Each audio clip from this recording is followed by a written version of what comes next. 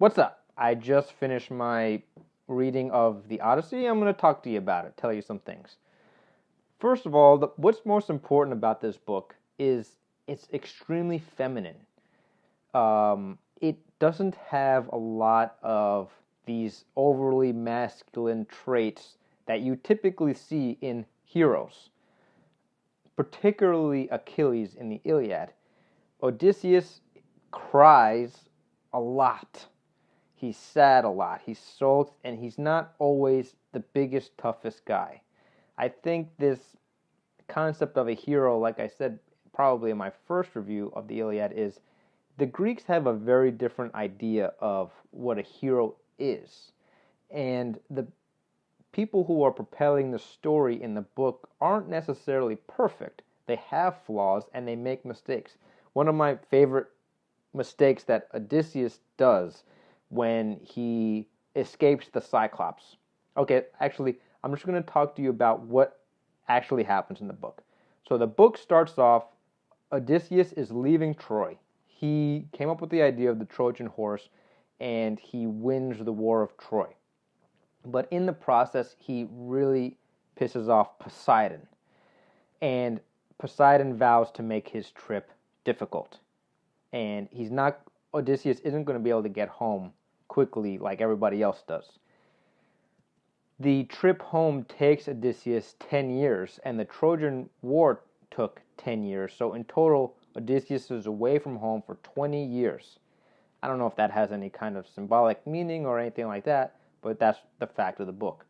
So the book starts with his son trying to kick suitors out of Odysseus' home. Odysseus' home has been taken over by all these guys who are trying to marry his wife because at this point, 10 years have passed, 12, 15 years, and they just think he's dead, which is reasonable. And this touches on a very common theme in Greek literature from what I've read so far of hospitality. When somebody comes into your home, you should give to them. You should let them in. Even beggars are let into the home and fed and clothed. Greeks are very hospitable in this way. That's kind of why the Trojan War happens in the first place, is because the Trojans violated hospitality in a major way. They took Helen away from the Greeks.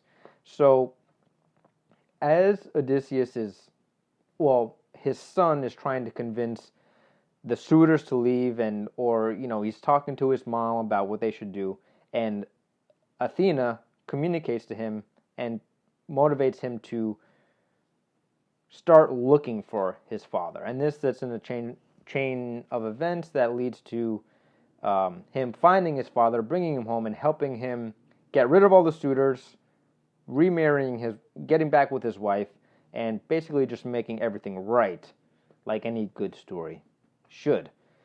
Odysseus washes up on a shore. He's beat up. He lost his whole crew, and these Greeks, they take him in, and he starts telling the story of his voyage. So the book is kind of fractured in that way. It doesn't just start with Odysseus on his way home and all the things that happen. It starts from his son's perspective, and then it goes to him as like this washed up bum who gets, taken care of, and then he starts, when people realize, oh, this is Odysseus, this is a great man, which is a great scene. They pretty much challenge him to competition, and he finally allows himself to compete, and everyone's like, oh my god, this guy's a legend. One of the weirdest things about the book is every time Odysseus tells people about his adventure, he tells very different things, very different stories. And it would take a little bit more of a radical interpretation of the book for me to suggest that maybe what we come to know about Odysseus and the story of the Odyssey, the Cyclops, the sirens, maybe those aren't what actually happened. Because he talks about, particularly interesting to me, is he talks about going to Egypt and spending a lot of time in Egypt and learning a lot from Egyptian culture, which historically is accurate. The Greeks seem to have taken, particularly Plato. So there's an argument that Plato is influenced by Egyptian culture, when he writes his book, The Republic, because the Republic pretty much is talking about a pharaoh figure. And that didn't really exist in Greek culture, because when you typically think of Greek culture, you're thinking democracy type stuff. Then Plato comes along and he says, we need a philosopher king. And that has ties to Egypt, so maybe Egypt and Greece have a lot more in common than we realize in, academia. But that's, I'll have to read about that before I can go any further down that line of thinking. What's my favorite scene that I was talking about before regards the Cyclops. So Odysseus, they land on this island on their way home, and it's the home of the Cyclops, who are the children of Poseidon.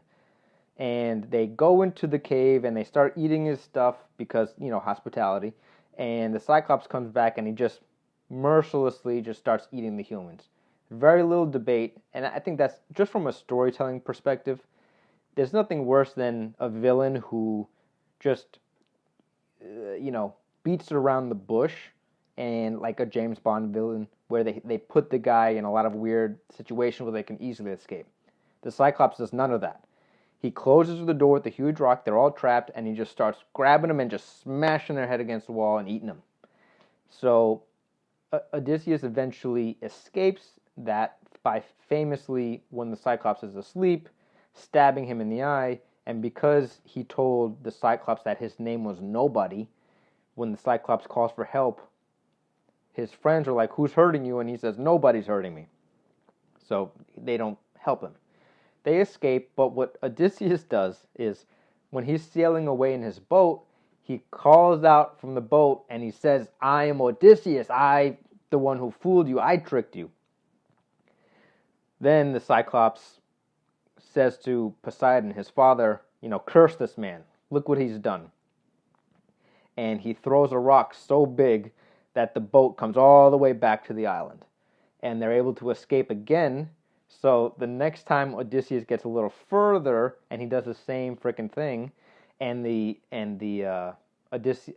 Cyclops throws another rock and brings him all the way close to the island again, and that leads to all kinds of shenanigans. But it's just weird, it's interesting why Homer would take a hero and give him such folly, such ego, that he would do something like that twice. And it goes back to what I was saying before, that Greek heroes aren't necessarily symbols of perfection. They are flawed humans, just like the gods. And the idea that, and this is why I like Game of Thrones characters, is because they're not heroes. They are flawed. They do make dumb decisions. And I think that's what makes a good story. And I think that's part of the reason why these books have lasted so long and are so celebrated, because they're not just authoritarian examples of what's good and bad. They're, look at what this guy did. What can we learn from that? What are his flaws? Same thing with Achilles. And let's just talk about the double standards that are in the book as far as men and women go. So as I was doing research for the book, I found feminist criticisms of Odysseus because he has sex with an immortal goddess when he's out on his adventure. Actually, two immortal goddesses, Circe and Calypso. I could be wrong about that. But he has sex with both of them, and then when he comes home, he kills everybody who betrayed him, and he celebrates his wife for being so loyal. He gets to go and have sex and go on an adventure. Meanwhile, his wife is at home this whole time being loyal, and she gets rewarded for that, and he doesn't get punished for being sexually active. So my response to that, to defend Odysseus, I could be wrong, but here's my attempt. He, at these immortal goddesses that he had sex with, it was pretty much his life on the line. He had to do it. I know that sounds weird, but when he's on the island with Calypso, he's actually crying. Every night he cries because he doesn't want to be there. He wants to escape from her, but he doesn't have a choice. You could even say he's being raped. I know that might seem like a stretch, but it's not like he's just gallivanting with all kinds of women doing all this stuff. The goddesses that he does sleep with there is a consequence. It's not like he just met them and, he decided to have sex with them. There's bigger implications. He's being forced to stay there. He's not able to escape. It isn't until Athene intervenes and helps him escape the islands that he gets stuck on. So, yes, it is a bit of a double standard there, but I don't think it's as clear-cut as a lot of the feminist criticisms of Odysseus are. And there's certainly not enough to discredit the book as a whole. Even if it is a double standard, we should keep the book around and read it to see exactly what a double standard is so we can learn from it. Instead of what I hear a lot in academia, which is, let's not even read these books anymore because they're problematic and we shouldn't even talk about them. I think that's totally wrong, and that's part of the reason why I make these videos, is to balance the criticism of these kinds of books. So the totality of the book comes down to a man coming home to his family, a man who's giving up immortality, because that's what he's promised by these immortal goddesses that he's sleeping with.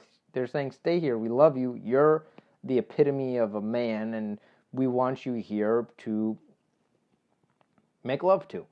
And he rejects that. He rejects immortality. He rejects eternal youth and probably the best intercourse he's going to have, whatever. He gives all of that up.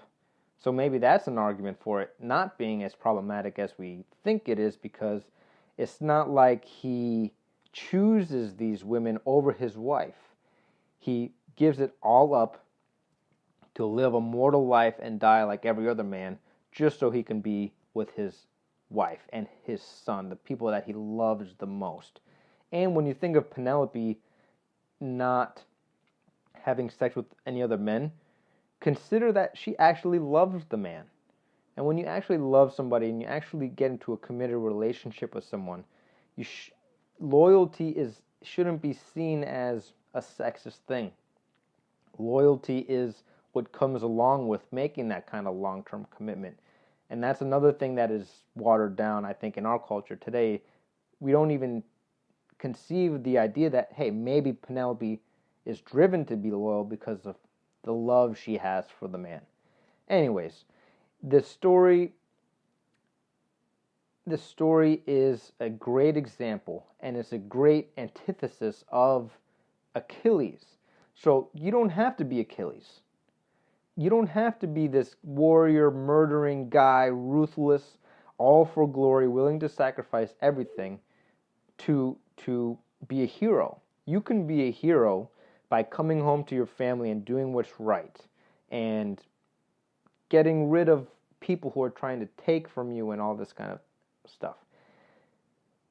Odysseus is almost even seen as a villain, just as Achilles is, because when you think about it, and it's touched on a little bit in the book, that when Odysseus gets back, he kills everybody who's trying to seduce Penelope. And these people are the best men of Ithaca. That's the city he's from. And that's a generation of great men. And the generation before that are the men who went to war. So now 2 generations of men have been decimated, one by the war and another by Odysseus himself. And Odysseus seems to have killed what many consider to be slaves. Odysseus having slaves and murdering them, and murdering the generation of men that are, supposed to lead the society. So he's not even necessarily a pure figure either. But just on the slavery note, slavery in Greek culture is different from, what we see in American slavery. These are, actually, it was just talked about in a debate that just happened. I can link it. The Greek slaves are more like spoils of war type people, and you could actually buy your freedom, and they're like criminals who are being punished in a sense, and not necessarily like, oh, that's a different race, they deserve to be enslaved type of thing. So that correlation doesn't match up well either. So basically, this is a great story for men because it brings a more feminine idea of what a man is, and less of this idea that men have to be completely tough, because Odysseus isn't really known for his strength. I mean, he is strong, but he's also smart. He's cunning, and people call him they use the word guile, which is almost like a criminal indictment. I wouldn't use that word. He's just crafty. He's smart. He's able to think his way out of problems instead of using brute force, which I think is a great role model for people and, for the youth. And that's why Athena actually really likes him. Athena is who guides him home, really. She intervenes and she drives the plot forward, because that's what Athena is. Athena is crafty. She's the goddess of war, but not like aggressive war like Achilles and Ares, but intellectual war, strategic war. And that's what's embodied in Odysseus. So that's all I got to say about the book as of right now.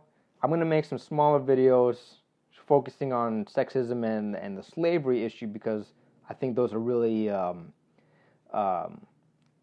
prominent issues. But for now, that's my review of the book. As a reader, it's hard to judge it because it's a classic. What am I going to say? It's a bad book. It was poorly written. I can't say anything like that. I can just say what I got from it, and I'm glad I read it, because not only is it a look into Greek culture, and I'm half Greek, but it's also a look at storytelling and heroes and character arcs. And you can just learn a lot from understanding how these books are put together and why they're put together in a certain way. Unfortunately, we'll never really know the intent of Homer. It's just fun to read and guess and see what other people are saying about it. But anyways, that's all, guys. Thanks for watching. Peace.